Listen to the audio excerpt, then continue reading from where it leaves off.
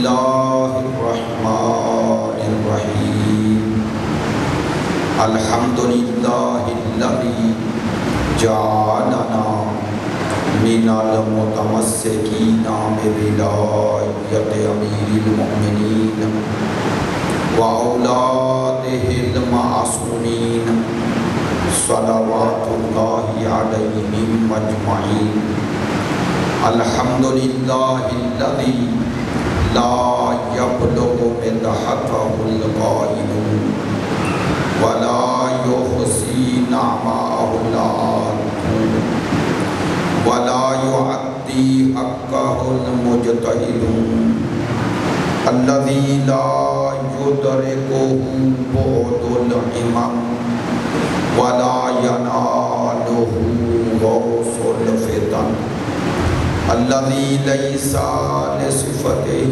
حد محدود ولا نعت موجود ولا وقت معدود ولا عجل ممدود فطر الخلائق بقدرتہ ونشر الریاح برحمتہ والصلاة والسلام والتحیۃ والاکرام علی سیدنا ومولانا حبیبنا وحبیب قلوبنا شفیعنا ابی القاسم محمد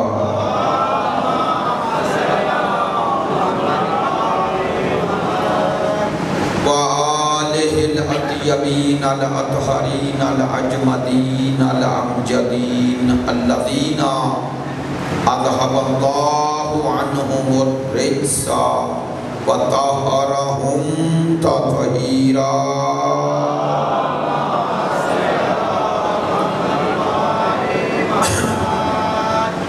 واللعنۃ الدائمۃ علی منکری فضائلہم وغاصبی حقوقہم من الآن إلی قیام یوم الدین اما بعد فقد قال سبحانہ وتعالی فی کتابہ المجید وکلامہ الحمید وهو أصدق الصادقین وقولہ الحق بسم اللہ الرحمن الرحیم ام یحسدون الناس علی ما آتاہم اللہ من فضلہ فقد آتینا آل ابراہیم الکتاب والحکمہ وآتیناہم ملکا عظیما صدق اللہ العلی العظیم ان اللہ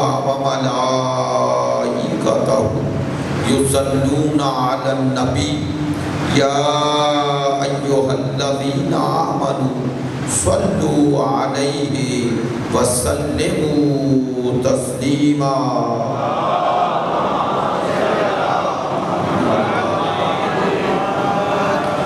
آپ تمام حاضرین کی صحت و سلامتی کے لیے مقامات مقدسہ کی حفاظت کے لیے مجاہدین اسلام اور مدافعین حرم اہل بیت کی کامیابی و کامرانی کے لیے دشمنان دین یزیدیت ناصبیت خارجیت کی نیستی و نابودی کے لیے تعجیل ظہور امام زمان کے لیے ہمارے ملک استحکام کے لیے تمام مریضوں بشمول ہمارے انتہائی محترم سید امیر حسن وہ اسلام آباد مقیم ہیں اور ان کے ڈرائیور نواز شاہ صاحب زخمی ہو گئے تھے اور اس وقت پنز ہاسپٹل میں ہیں، ان کی شفایابی کے لیے علماء کرام، مراج کرام، عزاداران سید الشہداء، ماتم داران مظلوم کربلا کی توفیقات خیر میں اضافے کے لیے آپ تمام حاضرین کی دعاؤں کو شامل کرتے ہوئے ان تمام دعاؤں کی قبولیت کے لیے ایک بآواز بلند صلوات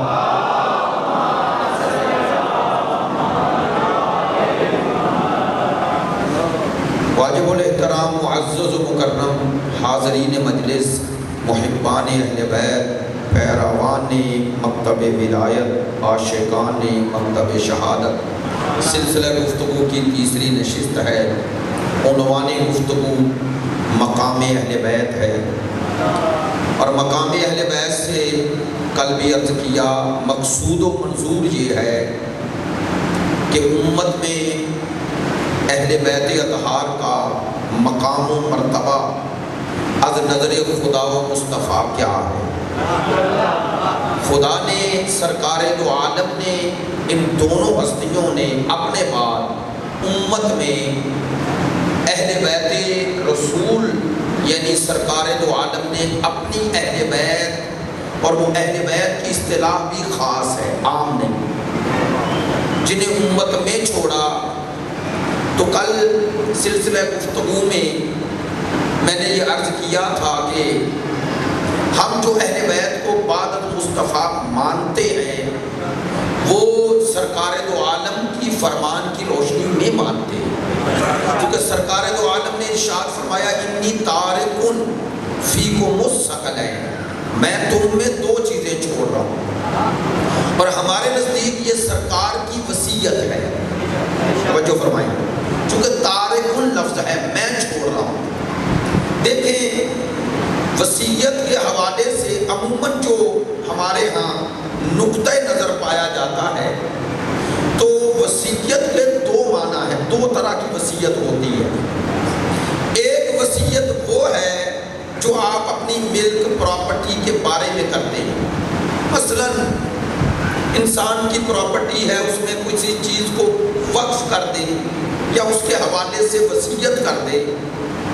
اسلام میں جس وصیت کے بارے میں تاکید کی گئی ہے اور تعلیم دی گئی ہے وہ یہ وصیت نہیں۔ مثلا سرکار دو عالم اور ائمہ معصومین فرماتے ہیں کہ مومن کے لیے یہ روا نہیں کہ وہ وصیت کے بغیر دنیا سے جائے۔ یا کلام مقدس میں پروردگار عالمین نے فرمایا کہ تمہارے لیے خیر کی وصیت کی تلقین کی گئی ہے۔ انشاءاللہ آپ متوجہ ہوں گے تو بات پہنچے گی۔ یہ جو وصیت ہے جو دوسری قسم ہے، اس وصیت کا تعلق کسی پراپرٹی، کسی ملکیت، کسی جائیداد سے نہیں ہوتا۔ وہ وصیت جس کی تعلیم، تاکید، تلقین کی گئی ہے وہ کون سی وصیت ہے؟ وہ وصیت آپ کو جو انسان کرنا چاہتا ہے اس کا عہد ہوتا ہے اپنے خدا کے ساتھ۔ ایک ہے وصیت تملیکی ملک سے، اور ایک ہے وصیت عہدی عہد سے۔ یہ وصیت عہدی جو ہے یہ بندے کا خدا سے عہد ہوتا ہے کہ اپنے بعد رہ جانے والوں کے لیے اس کی وصیت کروں جو ان کی دنیا اور آخرت میں کام آئے۔ جزاک اللہ، آپ متوجہ ہو گئے؟ میں نے وصیت کا جو یہ معنی کیا یہ اسلام میں موجود ہے، اور جس وصیت کے بارے میں کہا گیا وہ یہ وصیت ہے کیا کہ انسان بعنوان مومن اپنے بعد رہ جانے والوں کو، جس میں اولاد بھی ہے احباب بھی ہیں، ان کو یہ وصیت کرے وہ اس چیز کی جو دنیا اور آخرت میں کام آئے۔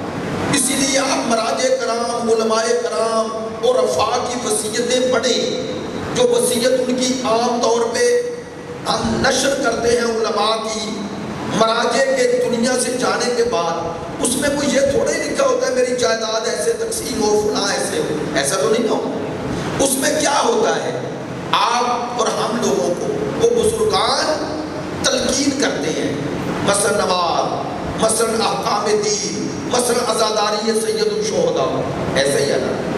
آپ بزرگ علماء کے وصیت نامے پڑھیں، ان میں آپ کو یہ ملے گا، اور ایران عراق میں جو بزرگ علماء ہیں ان میں یہ روش ہے۔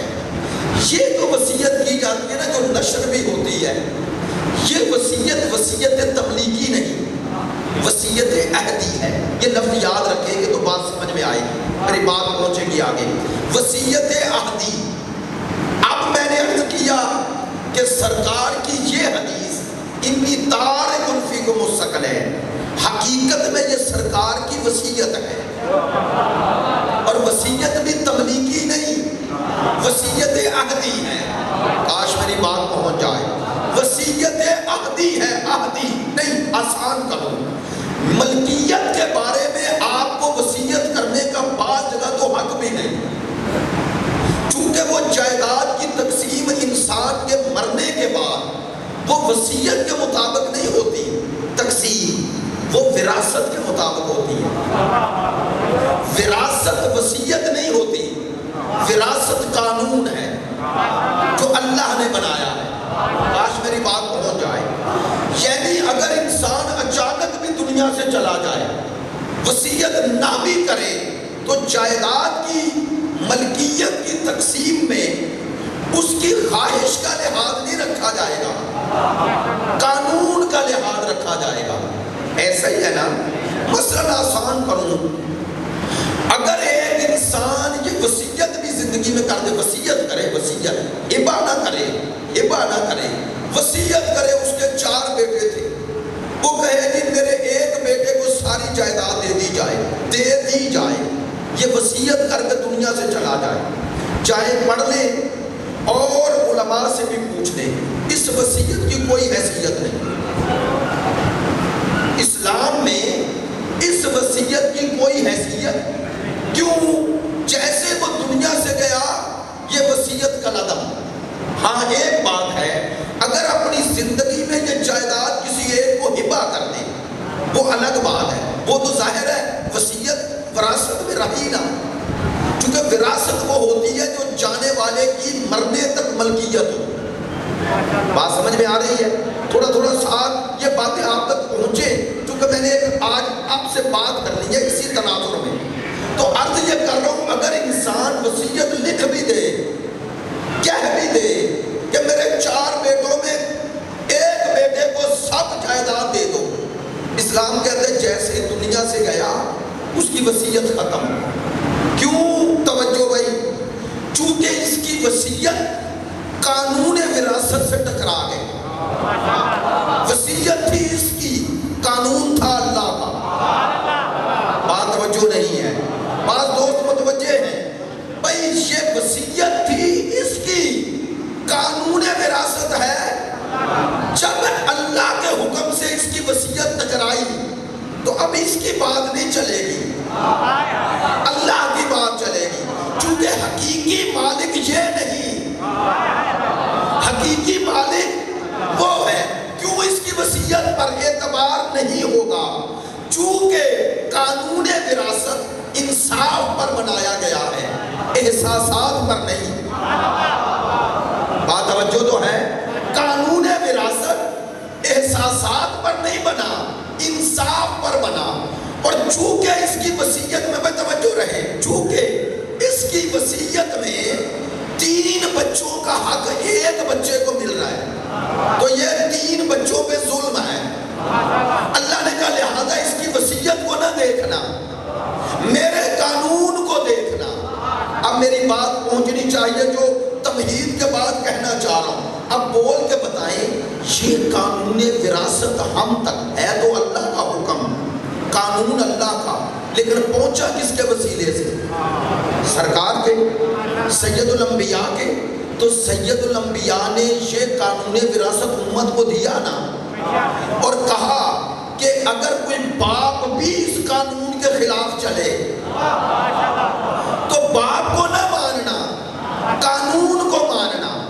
تو سرکار جب یہ قانون امت کو دے رہے تھے تو امت کو سمجھا رہے تھے نا کہ اس قانون وراثت کے خلاف اگر کوئی باپ 3 بیٹوں کا حق ایک بیٹے کو بھی دے تو اللہ قبول، جو خدا اس بات کی اجازت نہیں دیتا کہ 3 بیٹوں کا حق ایک بیٹے کو مل جائے، وہ یہ اجازت کیسے دے گا کہ رسول کا حق امت کو مل جائے؟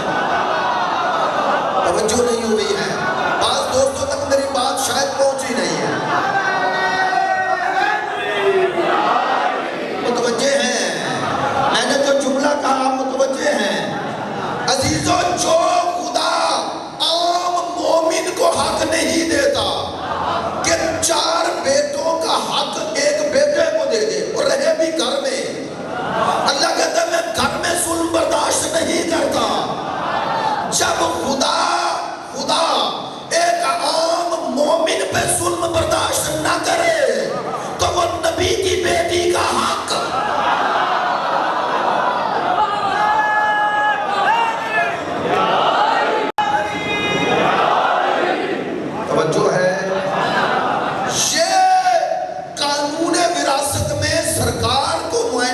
کر رہے ہیں، یہ کس نے کیا؟ نہیں توجہ فرما رہے بھئی، اس قانون کی بنیاد عدل پر نہیں، اور جس کی بنیاد عدل پر نہ ہو وہ اللہ کا قانون ہوتا ہی نہیں ہے۔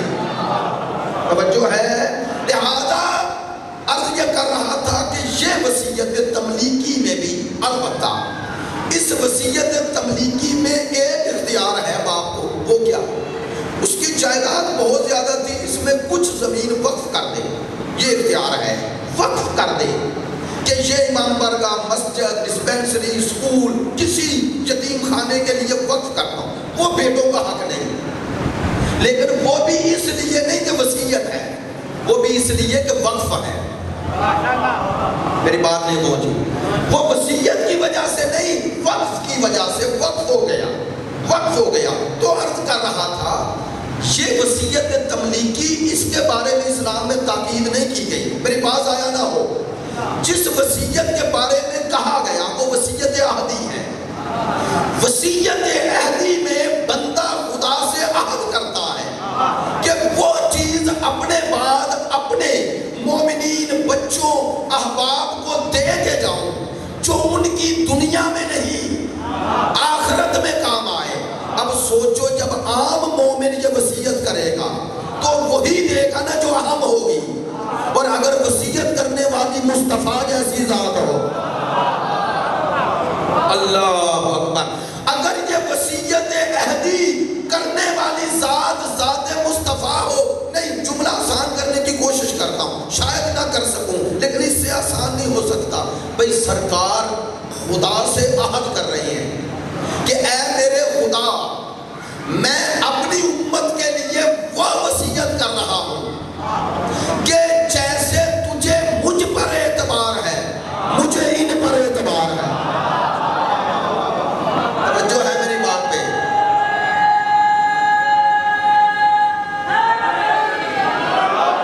ایک صلوات پڑھ لیں بلند آواز سے، صلوات۔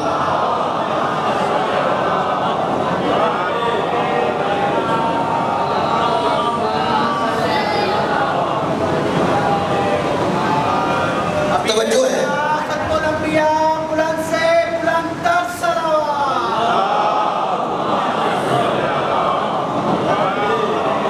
ماشاءاللہ متوجہ ہیں؟ بات میں نے پہلی مجلس سے عرض کی، باتیں میری روایتی تو ہوتی نہیں، بات جو کرتا ہوں اس لیے کرتا ہوں تاکہ آپ تک پہنچے اور آپ دلیل کے طور پہ بیان کریں۔ میں نے عرض کیا شاید کچھ دوست متوجہ نہ ہوئے، سرکار جب اللہ سے عہد کریں گے تو سرکار اپنے بعد امت کے لیے جنہیں چھوڑیں گے اور وصیت کے طور پہ چھوڑیں گے، تو اب سوچو عام مومن کی نظر میں جو خیر ہو، جو بہتر ہو اسے چھوڑے گا، لیکن میں اور آپ جسے بہتر سمجھتے ہیں اتنا ہی بہتر سمجھیں گے جتنا ہم خود بہتر ہیں۔ یعنی آپ ہر کسی کی چھوڑی ہوئی چیز کا بھی توجہ رہے، آپ ہر کسی کی وصیت کے طور پہ بھی چھوڑی ہوئی چیز کی کا احساس، اہمیت اس کے مطابق کریں گے۔ ایسا ہے یا نہیں؟ مثلا ایک عام مومن چھوڑے تو اس کی اہمیت اتنی ہوگی، اگر ایک عالم چھوڑے اور پیش نماز چھوڑے تو اہمیت بڑھ جائے گی۔ اگر پیش نماز کی نسبت کوئی امام جمعہ پورے شہر کا چھوڑے اہمیت اور بڑھ گئی، اور اگر کوئی مجتہد مرجع چھوڑے اہمیت اور بڑھ گئی۔ یہ اہمیت بڑھ کس کی وجہ سے رہی ہے؟ چھوڑنے والے کی وجہ سے۔ اب کائنات میں مصطفیٰ جیسا کوئی لاؤ، نہیں توجہ فرما رہے، اب کائنات میں مصطفیٰ جیسا کوئی لاؤ، اگر بدو کائنات سے یعنی ابتدائی کائنات سے لے کر انتہائی کائنات تک کوئی مصطفیٰ جیسا آیا ہی نہیں، تو جب ایسی ہستی اپنے بعد جنہیں اپنی جگہ پر چھوڑے گی وہ بھی مصطفیٰ جیسے ہی ہوں گے۔ توجہ ہے؟ سلامت رہیں، توجہ ہے؟ اب ایک بات اور عرض کر دوں، سرکار جنہیں چھوڑ رہے ہیں اپنی جگہ، اس کی اہمیت کو ایسے بھی سمجھ لیں، ایسے بھی سمجھ لیں اس کی اہمیت کو۔ کیسے؟ دیکھیں، ایک ہوتا ہے عمارت بنانا، کسی عمارت کے بنانے کا مقصد کیا ہوتا ہے؟ اسے آباد رکھا جائے، ایسے ہی ہے نا بھائی، انسان گھر بناتا ہے تو رہنے کے لیے نا، تو رہنے کے لیے جو بنا رہا ہے، گھر بنانے کا مقصد یہ ہے اس میں رہوں، وہ استعمال میں آئے۔ ایسے ہی ہے ہمیشہ دنیا میں جتنی طاقت، قوت، قدرت، احتیاط، محنت گھر بنانے کے لیے چاہیے، بچانے کے لیے اس سے زیادہ چاہیے۔ ایسا ہے یا نہیں بھائی؟ گھر کو سنبھالنے کے لیے بھی احتیاط کی ضرورت ہے یا نہیں؟ اگر کوئی انسان ایک عمارت بنائے اور چھوڑ دے، لوگ کہتے ہیں بنانے کی ضرورت کیا تھی اگر اس کی حفاظت نہیں کر سکتے تھے۔ اب تمثیل دے رہا ہوں، مثال دے رہا ہوں، تمام پہلو تو ذہن میں نہیں رکھنے، یہ پہلو رکھیں۔ اب سوچو یہ عمارت دین کو تعمیر کرنے کے لیے اللہ نے معمار کیسے بھیجے؟ کبھی آدم آئے، کبھی نوح آئے، کبھی ابراہیم آئے، اسماعیل آئے، یعقوب آئے، یوسف آئے، ایوب آئے، سلیمان آئے، داؤد آئے نا، عیسیٰ آئے، موسیٰ آئے، ہارون آئے، سرکار جیسی ہستی آئی۔ تو جب اس عمارت دین کے معمار ایسے ہیں تو سوچو محافظ کیسے ہو گئے۔ توجہ ہے؟ اگر عمارت دین کے معمار ایسے ہیں، یعنی اس دین کی عمارت کو بنانے والے آدم سے خاتم تک سارے معصوم ہیں، تو اس کے محافظ خطاکار نہیں ہوں گے۔ میری بات میں توجہ ہے؟ اب دنیا سوچے کہ یہ عمارت دین محفوظ تب رہے گی جب اس کے محافظ بھی ایسے ہوں کہ جو اس عمارت میں اپنی مرضی سے کوئی کام نہ کرے۔ میں نے جملہ تو کہہ دیا ہے، اس عمارت دین میں اپنی مرضی نہ چلائیں، جیسے عمارت بنی اس کے حکم سے ہے، اس کی حفاظت بھی اس کی مرضی سے ہو۔ توجہ ہے؟ متوجہ ہے انشاءاللہ؟ میں جان بوجھ کر بات اس جذباتی انداز میں، خطیبانہ انداز میں نہیں کرتا، چونکہ خطیبانہ انداز میں بات ذہن میں نہیں رہتی، اس انداز میں بات جان بوجھ کے کر رہا ہوں تاکہ بات ان نوجوانوں تک، آنے والے بچوں تک بھی پہنچے، چونکہ یہ مجالس کی اب اہمیت اور ہدف بدل جانا چاہیے۔ آپ پاکستان کے حالات، پوری دنیا میں بدلنے والے حالات آپ کے سامنے ہیں۔ ناسبیت، خارجیت اب امت میں آل محمد کو مائنس کرنا چاہتے ہیں، میری بات نہیں کرتے، ان کو الگ کرنا چاہتے ہیں تاریخ اسلام سے، اہل بیت کے بغیر اسلام دنیا کو دینا چاہتے ہیں۔ میں ایسے نہیں کہہ رہا، لوگوں نے سٹیٹس لکھے اور کہا کہ یہ اہل بیت کا کیا اسلام میں حصہ ہے، یہ سوال کرنا شروع ہوئے، یہ اعتراض کرنا شروع ہوئے، ہے نا؟ پاکستان میں ہی آپ کو یہ اس دفعہ نظر آیا اس کا پس منظر ہے، پس منظر ہے۔ ایک بندہ کہہ رہا ہے یزید کو بچاؤ اگر سب کو بچانا ہے۔ سنیں، اس نے منبر پہ کہا، ایک بندہ کہہ رہا ہے میں نے استخارہ کیا تو یزید رحمت اللہ آیا میرے استخارے میں، سنا ہے؟ اور معذرت ہے بھی ایسا بندہ کہ اب پتہ نہیں اسے مرد کہے یا عورت، چونکہ جو برقعے میں نظر آئے اسے کیا کہیں، اور یزید کو رحمت اللہ کہہ ہی ایسا سکتا ہے۔ میں تو حیران ہوں ان لوگوں پر جو اس جیسے کے پیچھے نماز پڑھ رہے ہیں۔ نہیں یار، میں بات اس طرح کی کرنے کا مزاج نہیں، لیکن میرے دل میں جو اس بندے کے لیے غصہ ہے میں روک رہا ہوں۔ میں کہتا ہوں نماز جماعت کے لیے جو جماعت کروائے اس کے لیے مرد ہونا شرط ہے، تو جو اس کے پیچھے نماز پڑھ رہے ہیں پہلے فیصلہ کریں یہ ہے کون؟ ماں توجہ نہیں فرمائی ہے بھائی، کچھ مرد ہیں، کچھ عورتیں ہیں، کچھ مرد عورت نما ہیں، نہیں توجہ فرمائی۔ یہ انہی کی نسل میں ہے جن کی شکل مردوں والی ہے، عورتوں سے بھی بدتر، نہیں عورتوں سے اس لیے بدتر ہے چھپ کر میدان سے بھاگے. نہیں، ایسے بندے کو ہی یزید کو رحمت اللہ کہنا چاہیے تاکہ ہمیں پتا چل جائے کہ ان کا امام ان جیسا ہے.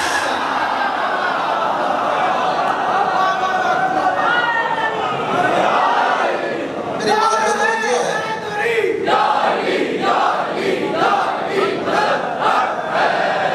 اب وہ دیکھیں علمی معیار ان لوگوں کا علمی معیار یہ رہ گیا. کہتا میں نے استخارے سے پتا کیا کہ یزید کو کیا کہنا چاہیے، تو میرا استخارہ آیا کہ اسے نعوذ باللہ رحمت اللہ کہنا چاہیے. اچھا آپ نے بے شمار کہہ دیا، میں نہیں کہتا. میں کیا کہتا ہوں؟ میں کہتا ہوں میں نے بھی استخارہ کیا، میرے استخارے میں آیا کہ یہ اور یزید دونوں لعنت اللہ.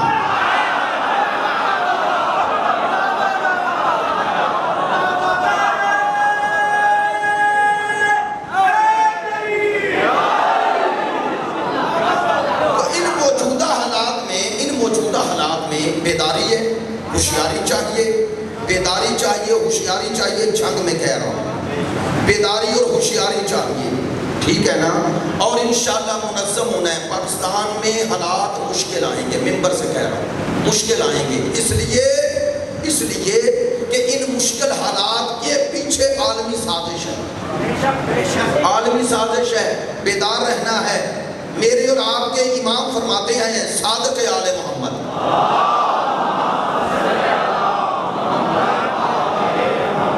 صادق آل محمد فرماتے ہیں العالم بزمانہ لا تحجم علیہ اللوابس، کہ جو اپنے زمانے کا عالم ہو جائے، زمانے کا عالم ہو جائے، زمان شناس ہو جائے، اس پر پھر زمانے کے لوابس یعنی متشابہات. لوابس جمع ہے لباس، یعنی کسی واقعے کو یہ میں نے لباس پہنا ہوا ہے تو میرا جسم ڈھک گیا نا، اسی طرح بعض واقعات کو لباس پہنا دیے جاتے ہیں.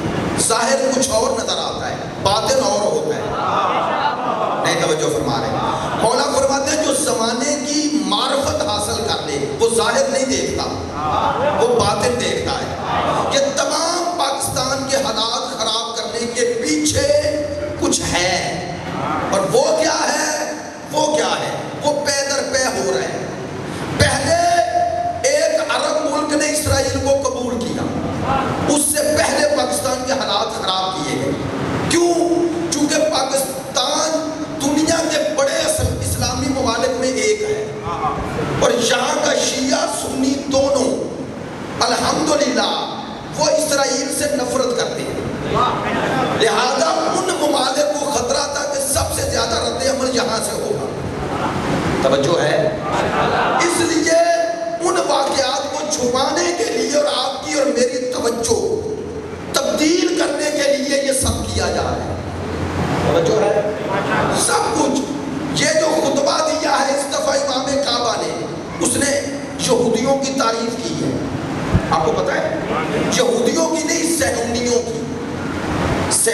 کی تعریف کی ہے، صہیونیوں کی تعریف کی ہے، اور کہا تعلقات بحال کر لیے جائیں. یعنی اگلا ہدف ان کا سعودی عرب ہے جو اسرائیل کو قبول کرے گا اور ٹرمپ کے الیکشن سے پہلے، تاکہ الیکشن میں اس کو سپورٹ ملے. یار خدا کی قسم حقائق کے واضح ہونے کا دور ہے، چونکہ وہ پردہ غیب میں بیٹھا ہوا ہٹا رہا ہے. کیا آپ سمجھ رہے ہیں یہ ایسے ہی ہو رہا ہے؟ نا، وہ دست قدرت سے وہ نقاب ہٹا رہا ہے تاکہ اس کے آنے سے پہلے مومن اور منافق کی صف جدا ہو رہا ہے. میری بات میں توجہ رہے گی.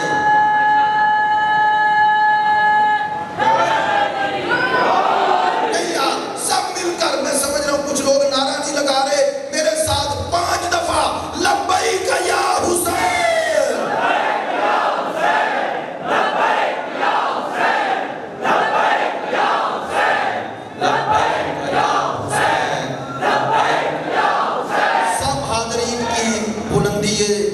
توفیقات خیر میں اضافے کے لیے، شہداء کی بلندی درجات کے لیے بلند تر صلوات.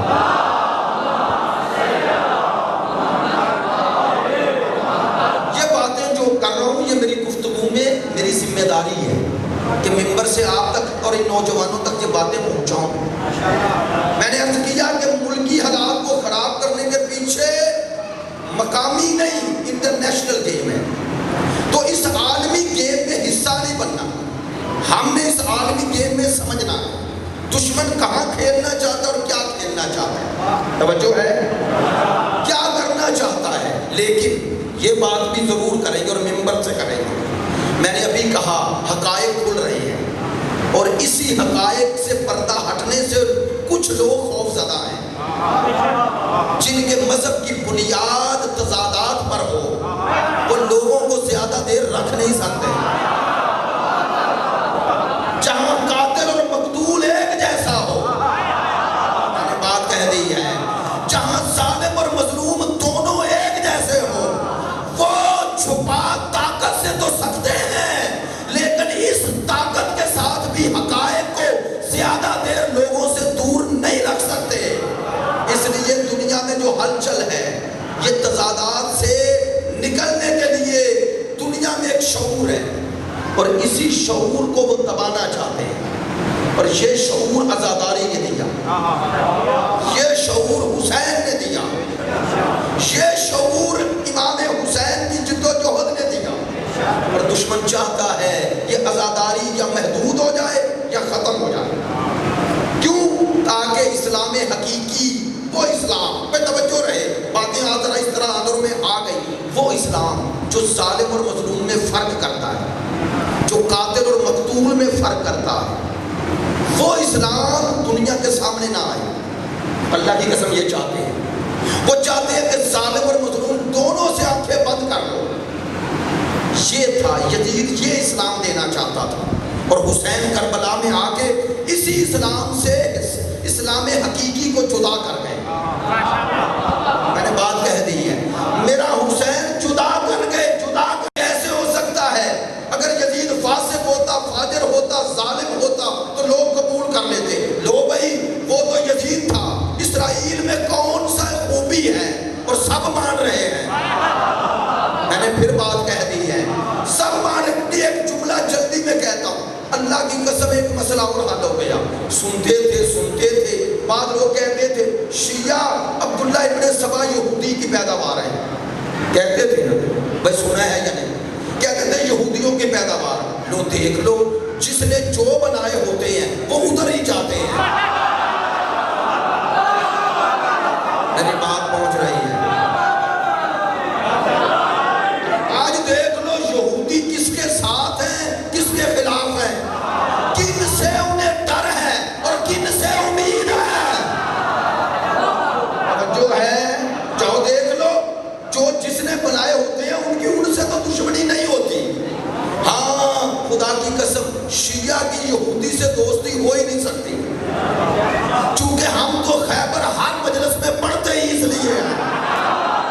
میری بات نہیں پہنچی ہے، وہ خیبر پڑھنے والے کبھی خیبر والوں کے ساتھ نہیں ملتے، یہ تو وہی ان سے مل رہے ہیں جن سے خیبر فتح نہیں ہوا۔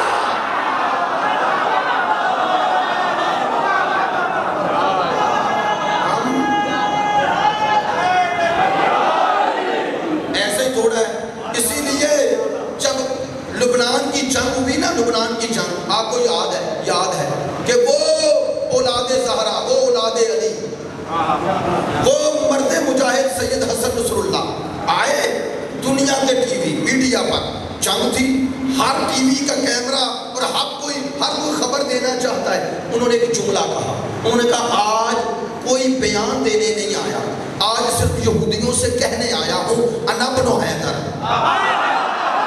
توجہ نہیں ہوگی، میں حیدر کا بیٹا ہوں، یعنی پہلے تمہاری جنگ 39 دن والوں سے تھی، اب 40 والے سے۔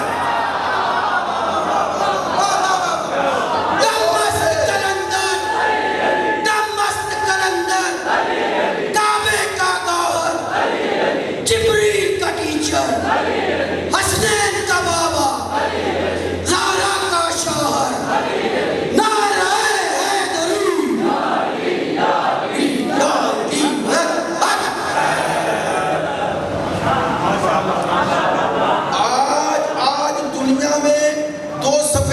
ہیں 2 صفحے.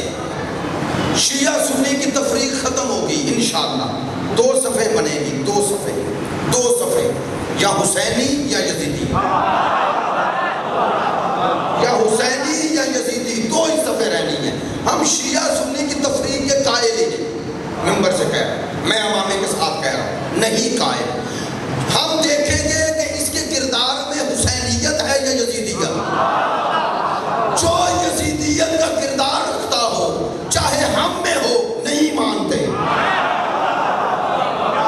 جو ظلم کی حمایت کرے, جو ظلم کے ساتھ کھڑا ہو جائے, جو فسق و فجور کے ساتھ کھڑا ہو جائے, جو برائی کے ساتھ کھڑا ہو جائے, ہم نہیں مانتے. چونکہ حسین نے کربلا میں بتایا کہ اب کی تقسیم مذہب کی نہیں ہوگی, کردار کی ہوگی. برملا کہہ رہے ہیں, برملا کہہ رہے ہیں. اور سنیں, یہ دلیلیں لے جائیں. اب بات اس تناظر میں آئی ہے تو یہ دلیل بھی دے دوں. آؤ مسلمانوں, قرآن پڑھتے ہو تو یہ آیتیں بھی جمعے کے خطبوں میں اب سناؤ. آپ سنائیں, آغا صاحب موجود ہیں, علماء کرام اب جمعے کے خطبوں میں یہ آیتیں پڑھیں. یہ آیتیں نوجوان کالجوں, یونیورسٹیوں, سکولوں میں پڑھیں. سورہ مائدہ کی یہ آیت ہے یا نہیں؟ یا ایھا الذین آمنوا لا تتخذوا اليہود والنصارى اولیاء بعضهم اولیاء. اللہ کہتا ہے اے ایمان والو, یہود و نصارہ کو اپنے ولی نہ بناؤ. میں نے تو بات کہہ دی ہے. اے ایمان والو, یہود و نصارہ کو اپنے ولی نہ بناؤ.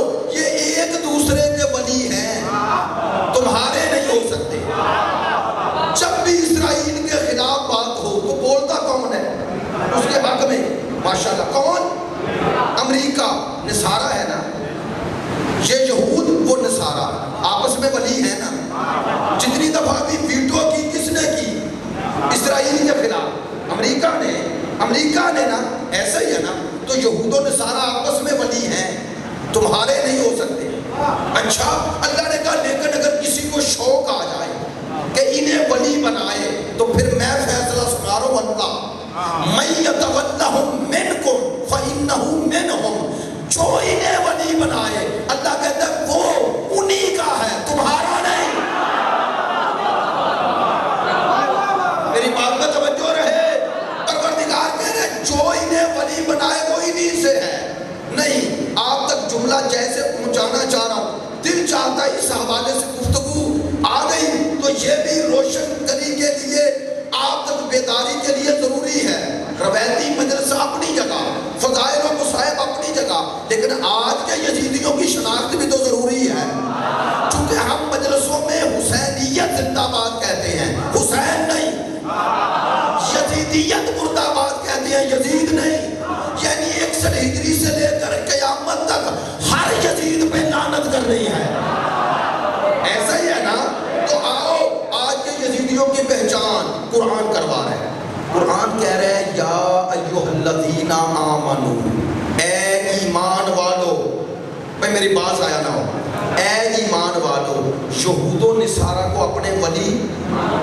تو سوال کر رہا ہوں, یہی سوال ایک مجلس میں مجھ سے سامنے بیٹھے ہوئے ایک بزرگ نے کیا. کہنے لگے قمی صاحب, جب آپ کہہ رہے ہیں اے ایمان والو, یہود و نصارہ کو اپنے دوست نہ بناؤ, ولی نہ بناؤ, سرپرست نہ بناؤ, تو پھر بنا کیوں رہے ہیں؟ میں نے کہا آپ نے آیت نہیں پڑھی. اللہ کہتا ہے ایمان والو. نہیں, میری بات نہیں پہنچی ہے, توجہ ہوئی ہے. اللہ کہہ رہا ہے ایمان والو نہ بناؤ, یعنی خدا نے بتا دیا جو ایمان والا ہوگا وہ نہیں بنائے گا, جو بنائے گا وہ ایمان والا نہیں ہوگا.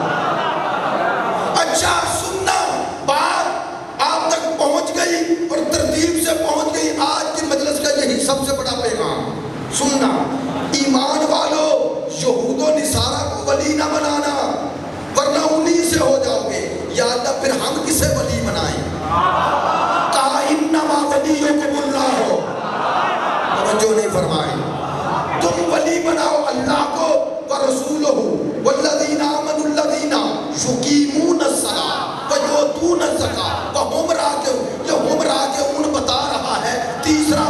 وہی ہے جس نے رکوع میں زکات دی ہے. اللہ کہتا ہے مومن وہ ہے جس کا اللہ، رسول اللہ اور علی ولی اللہ ہو.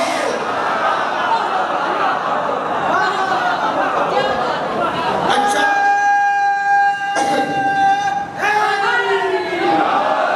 آج آپ نے جا کر یہ آیت دیکھنی ہے 55 56 57 سورہ مائدہ.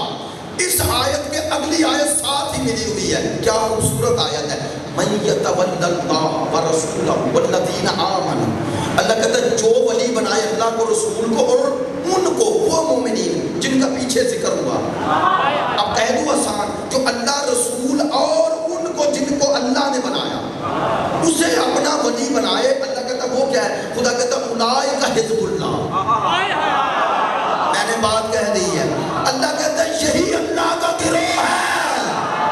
تو سنو، جس گروہ میں علی آ جائے وہ اللہ کا گروہ ہوتا ہے. اللہ نے کہا دنیا میں گروہ دو ہی ہیں، یا اللہ کا یا شیطان کا. نہیں توجہ نہیں ہوئی. بات اس لیے کہہ رہا ہوں جس میں علی کی ولایت آ جائے وہ اللہ کا گروہ بن جاتا ہے. تو جہاں علی خود ہو، میری بات نہیں پہنچ رہی ہے، معذرت چاہتا ہوں. اس تناظر میں شاید وہاں آپ نہیں جا رہے جہاں میں جا رہا ہوں. میں کہتا ہوں جب علی کی ولایت شرط ہے اللہ کا گروہ بننے کے لیے، تو جہاں علی خود ہوں، جہاں علی خود ہوں، جو علی کے ساتھ ہوں گے وہ اللہ کا گروہ ہیں یا نہیں؟ بولے ہیں. تو جو مقابلے پہ ہوں گے وہ اللہ کا گروہ نہیں. میری بات نہیں پہنچی ہے. ادھر اگر علی ہے تو جو ادھر ہوگا وہ اللہ کا گروہ نہیں. بھئی اسی لیے ہم نے اپنا رشتہ، اپنا تعلق، اپنی وابستگی واضح کر دی. کیا واضح کی؟ ہم کھڑے ہیں اسی طرف جدھر مولا کھڑا ہے. میں نے ایک سید سے پنجاب میں ایک گاؤں میں یہ ایک جملہ کہا تھا. آپ کی دعا سے وہ آل محمد کے مکتب میں آ گیا. سید تھا. میں نے کہا سید ہیں؟ کہنے لگے ہاں. اولاد رسول ہے؟ میں نے کہا. کہنے لگے ہاں. میں نے کہا کس کی اولاد ہے؟ کہتے جناب سیدہ کی. میں نے کہا مولا علی کی بھی تو ہے نا. جناب سید اور مولا علی پھر رسول تک جاتی ہے نا بیٹی کے وسیلے. میں نے کہا سید ہیں، مجھے بتائیے آپ کا دادا علی ایک طرف ہو اور دوسری طرف کوئی بھی ہو، کدھر جاؤ گے؟ کہنے لگا پوچھنے والی بات ہے، علی کی طرف. میں نے کہا اگر آپ اس دور میں ہوتے تو کدھر ہوتے؟ کہنے لگا جدھر میرا دادا. میں نے کہا آج کدھر ہو؟ نہیں توجہ فرما رہے. آج فیصلہ کرو کدھر ہو. اگر تم اس وقت ہوتے کہتے ہو ادھر ہوتا، دلیل یہ تھی کہ آج بھی ادھر ہوتے جدھر علی ہے. بھائی کائنات میں علی کو 100% حق ہم مانتے ہیں. اب میں یہ جملہ کہوں گا تعصب کی بنیاد پہ سمجھے کیا ویسے. کائنات میں 100% علی کو حق ہم مانتے ہیں. کیوں 100% ماننے کا کیا معنی ہوتا ہے؟ کہ صرف ادھر سوچو ادھر نہیں. ہم تو ادھر سوچتے ہیں ادھر سوچتے ہی نہیں، سوچتے ہی نہیں. ہمارے نزدیک 100% حق ادھر ہے. جدھر علی ہے ادھر حق ہے، جدھر یہ 12 ہے ادھر ہی حق ہے. وقت تیزی سے گزر گیا اور میں نہیں چاہتا کہ یہ بات ابھی شروع کروں. انشاءاللہ اس بات کی وضاحت کروں گا. ہم آل محمد کو امت میں کیا مانتے ہیں. سرکار نے فرمایا نا تم میں 2 چھوڑ رہا ہوں، ایک نہیں. آئے امت بتائے جنہیں سرکار نے اپنے بعد چھوڑا، ان کا دامن تھامنے کا حکم دے کے اگلا جملہ کیا فرمایا؟ فرمایا لن یفترقا حتی یرد علی الحوض. قرآن اور اہل بیت کبھی جدا نہیں ہوئے. یہ میں نے نہیں کہا، یہ نبیوں کے نبی نے فرمایا. توجہ ہے. قرآن اور اہل بیت کبھی جدا نہیں ہوں گے. جب سرکار نے کہہ دیا جدا نہیں ہوں گے تو کون جدا کر سکتا ہے؟ کر لو کوشش. جنہوں نے کوشش کی تھی جدا کرنے کی کر لی. اگر جدا کر لیا ہوتا تو علی کے در پہ کیوں آتے اور آ کر یہ کیوں کہتے اگر تو نہ ہوتا؟ علی کے در پہ آ کے کہہ رہے ہیں تو نہ ہوتا اور کہہ رہے تھے قرآن کافی ہے. آپ نے توجہ نہیں فرمائی. کہہ رہے تھے قرآن کافی ہے اور اقرار کر رہے ہیں تو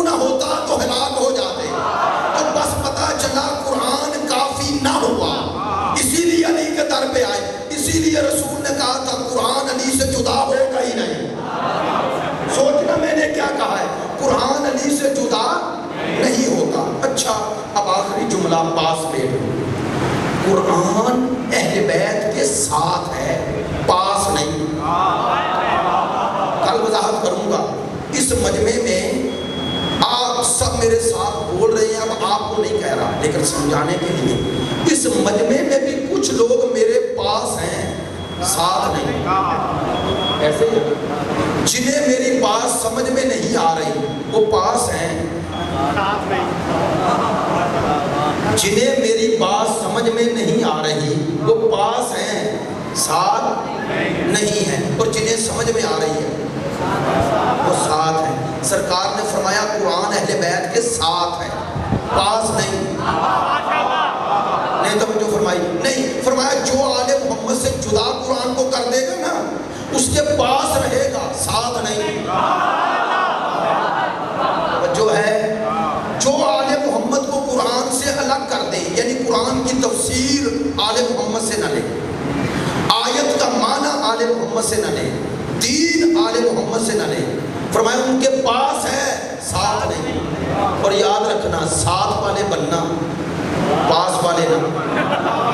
یہ توجہ فرمائے, پاس والوں کا کوئی اعتبار نہیں ہوتا. جب مشکل آئے تو سب سے پہلے یہی جاتے ہیں. نہیں یار بات نہیں پہنچ رہی ہے. اسی لیے تو سرکار کی آنکھیں کھلی اور علی سامنے تھے. واقعہ ذہن میں آ گیا. اب میں نام بھی نہیں لیتا, جنگ اور میدان جنگ. اور ایک دفعہ سرکار زخمی ہو گئے اور آنکھ کھلی, دیکھا علی زخموں سے چور چور اور سرکار کا تحفظ فرما رہے ہیں. رسالت مآب نے پوچھا یا علی ہوا کیا؟ کہنے لگے یا رسول اللہ آپ پر دشمنوں نے حملہ کیا اور صدا بلند ہوئی کہ رسول شہید ہو گئے, رسول شہید ہو گئے, قتل ہو گئے. کہا پھر تم نے کیا کیا؟ کہنے لگے جب میں نے یہ صدا سنی تو میں نے اپنے آپ سے عہد کیا کہ جب مصطفیٰ ہی نہیں رہے تو مرتضیٰ کیوں رہے. جب مصطفیٰ ہی نہیں رہے تو مرتضیٰ کیوں رہے. اس لیے میں نے بڑھ بڑھ کے حملے کیے, آپ کے قریب آیا, آپ کو تحفظ کیا. سرکار مسکرائے, کہنے لگے یا علی تم یہاں تو باقی تم یہاں ہو باقی. کہا یا رسول اللہ چلے گئے. کہا تم کیوں نہیں گئے؟ اب اپنے جملوں میں کہہ رہا ہوں. کہا یا رسول اللہ وہ پاس والے تھے, میں ساتھ والا. بات پہنچ گئی ہے نہیں. ایک لطیف سا اشارہ ہے, لطیف سا, ہر بندہ شاید نہ سمجھے. ساتھ والے بننا, پاس والے نہیں. ورنہ جب آنکھیں بند ہوتی ہیں نا پاس والے چلے جاتے ہیں, ساتھ والا غسل دیتا رہ جاتا ہے. میری بات نہیں پہنچی ہے. لو چلو اب آپ کے لیے ایک بات کہوں تاکہ ذمہ داری بھی پوری ہو جائے. آج کی مجلس میں بڑی مفید باتیں ہو گئی جو منبر پہ آنے سے پہلے اس طرح نہیں سوچی تھی. توجہ فرمانا, پاس والے نہ بننا, ساتھ والے بننا. ساتھ والے بننا وہ جو پردہ غیبت میں ہے نا, میرا اور آپ کا امام, اسے پاس والے نہیں چاہیے. آپ کا توجہ تو ہے. وہ جو پردہ غیبت میں ہے نا میرا آقا و مولا, اسے پاس والے نہیں چاہیے, ساتھ والے چاہیے. توجہ ہے. ساتھ والوں کا پتہ کب چلتا ہے؟ ابھی عرض کیا جب مشکلات آ جائیں. وہ حملہ کیا نا کربلا پہ, وہ قازمین پہ, وہ سامرہ پہ, وہ حملہ کیا شام پہ, کیا نا. بس دشمن نے اپنے ہدف چھپائے, بولے چھپایا تھا نہیں نا. اس نے کہا میں کربلا کو گراؤں گا. جب عراق میں آئی تاش, کہاں میں گراؤں گا کربلا کو, نجف کو, قازمین کو, سامرہ پہ حملہ کیا, شام پہ حملہ کیا. حملہ کرنے والے تھے نا تو ادھر پھر پاس والے سامنے نہیں آئے, ساتھ والے آئے. انہوں نے اپنے بیٹوں, اپنے بچوں, اپنے گھر کی قربانیاں دی. جاؤ ذرا جا کے یوٹیوب پر انہیں دیکھو, کتنے خوبصورت حسین جوان ہیں, چہرے سے نظر نہیں ہٹتی. ماں آتی ہے جنازے پہ, آگے کہتی ہے بیٹا تجھے تیری وصیت یاد کرانے آئی, رونے نہیں آئی. کیا کہا تو جب جا رہا تھا نا حضرت زینب کے روزے کی حفاظت کے لیے تو کہہ کے گیا تھا اماں اگر میری لاش آ جائے مجھے نہ رونا, رونا تو اکبر کو رونا، رونا تو جناب زینب کو رونا. ماں ہے، لاش پہ کھڑی ہے، بیٹے کی لاش ہے اور کھڑی ہے اور روتی نہیں، بلکہ یہاں تک اس ویڈیو میں موجود ہے کہ اطراف میں بہنیں ہیں اور عزیزہ ہیں، روتی ہیں خواتین. وہ زبردستی روکتی ہے، کہتی ہے خبردار میرے بیٹے کی وصیت پہ عمل کرو. اور رونا نہیں. یہ جوان گئے ہیں، یہ جوان گئے ہیں، اور اسی جوانی اور اسی جذبے کی ضرورت ہے. آج کربلائی جذبے کی ضرورت ہے. کیوں؟ چونکہ عصر کربلا پھر سجنے والی ہے. آج کے حسین جو پردہ غیبت میں ہے اور اس کا نظام جو چل رہا ہے، اس نظام کے ساتھ ہو کر ایمان کے ظہور کے لیے راہ ہموار ہو سکتی ہے. میری بات پہنچ رہی ہے؟ ہاں، آج پردہ غیبت میں بیٹھے ہوئے کو بیداری چاہیے. کون چاہیے؟ اسے کربلائی چاہیے. کربلا والے حسین کے پاس نہیں تھے، ساتھ تھے، ساتھ تھے، پاس نہیں تھے. پاس ہوتے تو چلے جاتے جب چراغ بجھایا تھا. ساتھ والے تھے اس لیے گئے نہیں. چراغ بجھایا اور کہا چلے جاؤ. بھئی ایک جملہ ہے جو میں اکثر کہتا ہوں، شب عاشور اکثر کہتا ہوں. سید الشہداء نے چراغ بجھایا اور کہا چلے جاؤ. آپ جانتے ہیں، سنتے رہتے ہیں. یہ بھی کہا نا تمہاری جنت کا بھی ضامن ہے. کہا نا جنت کا بھی ضامن ہے. میں ایک جملہ کہا کرتا ہوں، یہ جو رہ گئے جب حسین وعدہ کر رہے تھے کہ جنت کا ضامن ہوں تو دیتے یا نہیں؟ جنت دے دی، دیتے نہ دے دی، چونکہ سردار جنت ہے. ایسے ہی ہے نا، سردار جنت وعدہ کر رہے ہیں جنت بھی دیتا ہوں چلے جاؤ، تو نہیں گئے نا، نہیں گئے نا. یہ ہے کربلا والے جنہوں نے بتایا ہمیں جنت نہیں چاہیے، ہمیں حسین چاہیے. جو جنت چھوڑ کر حسین کے لیے قربان ہونا سعادت سمجھے، انہیں کربلائی کہتے ہیں. جو قربان ہونا، چونکہ اسی قربانی میں ان کی لذت تھی. یہ تھا وہ جملہ جب کہا. اب سید الشہداء نے پردے ہٹائے. ہر کسی نے اپنا مقام جنت میں دیکھا اور کیا کہا؟ کہنے لگے مولا حسین ہماری خواہش بیان کریں. کہا کرو. تو کہنے والوں نے کہا نا کہ اگر ایک دفعہ نہیں اللہ 70 دفعہ قتل ہونے کے بعد زندہ کرے اور ہر دفعہ پوچھے کیا چاہتے ہو، ایک ہی جملہ کہیں گے بطول کے بیٹے پہ قربان ہو. یہ ہیں کربلا والے، یہ ہیں کربلا والے. زندگی کیا ہے؟ جیو گے جتنا بھی جی لو، آخر عمر میں کیا حشر ہوتا ہے؟ کیا حشر ہوتا ہے؟ انسان 70 75 80 85 90 سال کے بعد اسے دنیا کی کسی چیز کی خبر ہی نہیں رہتی ہے. کسی دنیا کی چیز سے دلچسپی رہتی ہے؟ نہیں رہتی. تو اینڈ مرنا ہی ہے نا.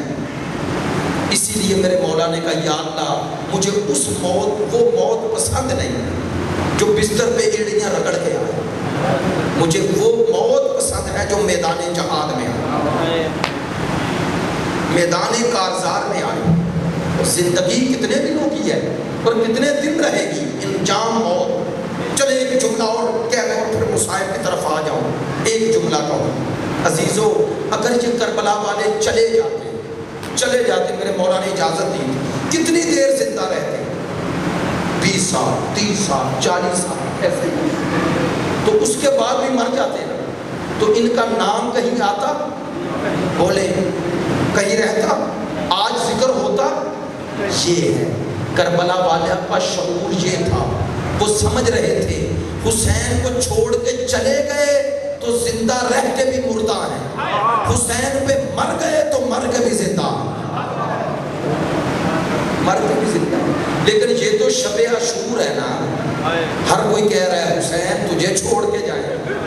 پر پھر وہ وقت بھی آیا جب بطول کی بیٹی اور رسول کا بیٹا اور آ کر کہنے لگا بہن مجھے پرانا لباس دو.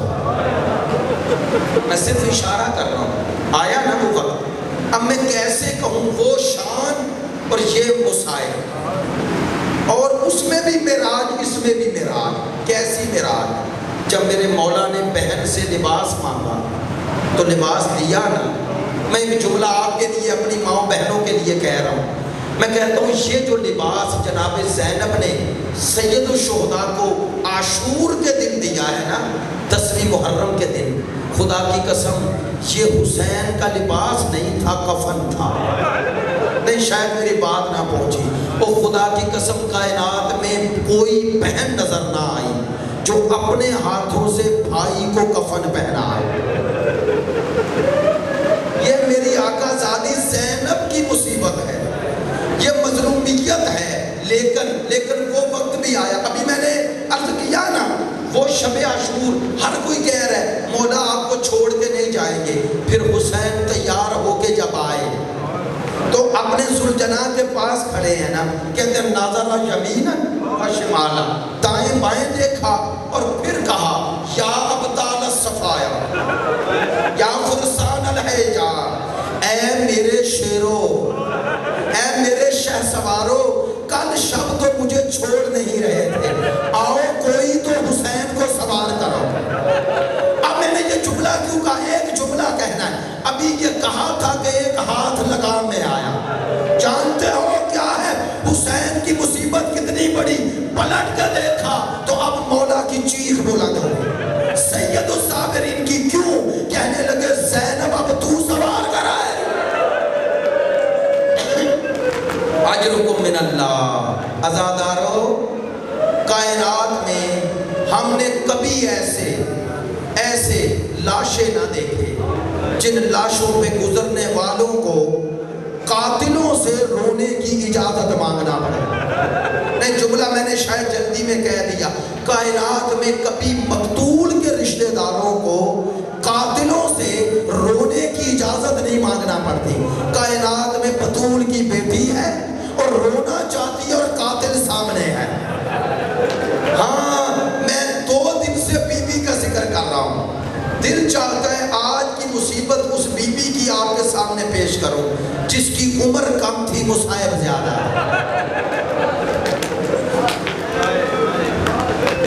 اور میں اکثر کہتا ہوں یہ روایت میں نے خود پڑھی ہے، اس لیے کہہ رہا ہوں۔ کون سی روایت؟ نام سکینہ، حالانکہ آپ جانتے ہیں سکینہ لقب ہے بعض کتابوں میں۔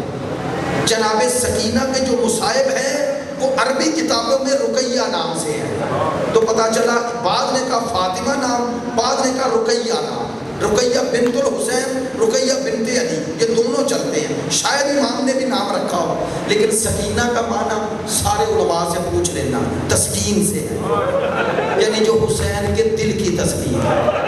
نہیں اس سے بڑا جملہ کیا کہوں؟ جملہ کہہ دوں جو بطول کے دل کی تسکین ہو اسے حسین کہتے ہیں۔ نہیں اس سے بھی بڑا جملہ جو رسول کے دل کی تسکین ہو اسے حسین کہتے ہیں، جو حسین کی تسکین بنے، حسین کی تسکین بنے۔ اب سوچ رہا ہوں اس بی بی کی مصیبت کہاں سے شروع کروں؟ نہیں جملہ بدل دوں؟ خدا کی قسم میں نے عرض کیا کہ عمر 4 سال، مصائب اتنے، بتاؤں کتنے، جو کم سنی میں زینب کے برابر مصیبتوں میں آ جائے۔ نہیں ایسے تھوڑا کہہ رہا ہوں، اگر 70 قدموں پہ بہن نے خنجر چلتا دیکھا، ضربیں چلتی دیکھی، تو یہ 4 سال کی سکینہ نے کٹا ہوا سر دیکھا یا نہیں دیکھا؟ اب جملہ بدل دوں، میں نام بھی لے لیتا ہوں۔ وہ ایک خطیب تھے، بڑا پیارا جملہ کہہ رہے تھے حسین کا سر نوکے نیزہ پہ اور شام غریبہ آ گئی۔ جملہ بدل دوں، کہتے ہیں کسی گھر میں جب کوئی میت ہو جائے نا اور قتل ہو جائے تو ہر رشتہ اپنی جگہ پر ہوتا ہے، بہن کو بھی لاش دکھا دی جاتی ہے، بیوی کو بھی، ماں کو بھی، لیکن اگر 4 سال یا چھوٹا بچہ ہو نا کہا جاتا ہے اس سے لاش چھپاؤ۔ ایسا ہی ہے نا، آپ کے معاشرے میں بھی بچے کو دور لے جاتے ہیں اور کہتے ہیں بابا بڑی دور گیا ہے، تاکہ بچہ دیکھ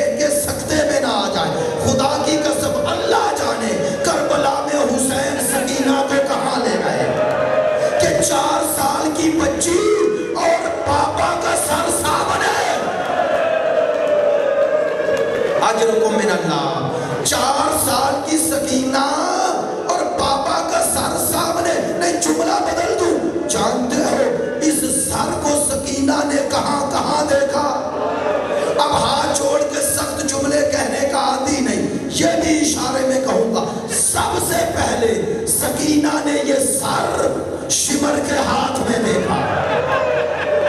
मैं इससे ज्यादा नहीं कहूंगा, शिमर के हाथ में देखा। दूसरा जुमला को दूसरी दफा ये सर खोली के हाथ में देखा। तीसरी दफा बताओ, तीसरी दफा ये सर था और कातल के हाथ में छड़ी थी।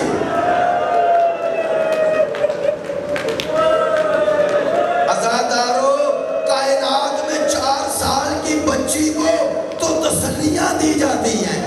आओ आओ बनु उमैया के तरफदारों, आओ सुनो, ये बनु उमैया की नस्ल में हुसैन की औलाद पे क्या किया? 4 साल की बच्ची और दूर छीन ली। हाँ, कायनात में हमने ऐसा दरबार न देखा, ऐसा दरबार न देखा जैसा दरबार वहां नजर आया। कैसा दरबार कि मकतूलों के सर पड़े हुए हैं और मकतूलों के रिश्तेदार कैदी हैं। यार क्या क्या पढ़े, क्या क्या पढ़े? कैदी हैं और इन्हीं कैदियों में 4 साल की सकीना। किताब का नाम है मुसाइब आले मोहम्मद। कहते हैं जैसे ही ये यजीद तख्त पर मलऊन बैठा है, इसने नजर की, नजर करने के बाद कहता है शिमर उमर साहब, ये 4 साल की बच्ची बोलना चाहती है, आवाज नहीं आती, नहीं आप तक शायद बात ना पहुंचे। ये कौन है? पलट के देखा तो कहने लगे हुसैन की बेटी है। कहते ये बोलती क्यों नहीं? इतने में बीबी ने अपने हाथ से इशारा किया, नहीं ऐसे ही कहो ना, इशारा किया कि रस्सी इतनी सख्त हो गई है।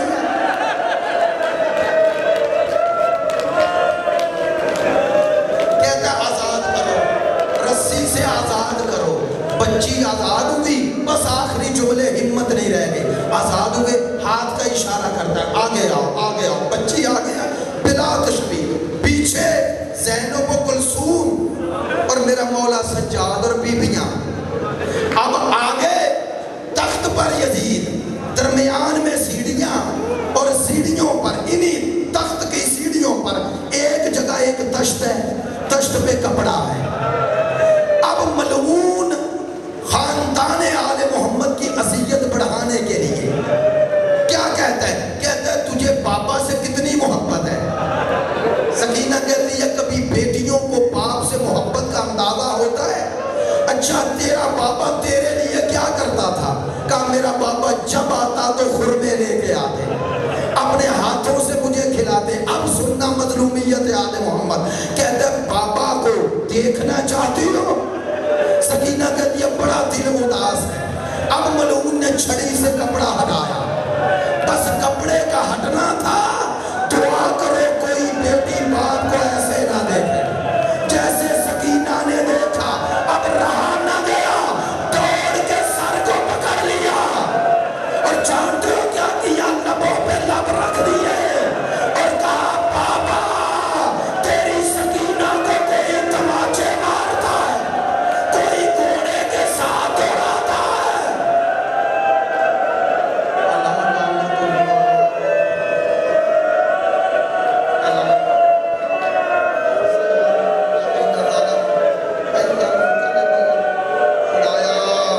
इसी बीवी की मजलूमियत का सदका हाज़रीन पे रहमत नाज़िल फरमा, हम सबको ज़ाहिर इमाम हुसैन बना।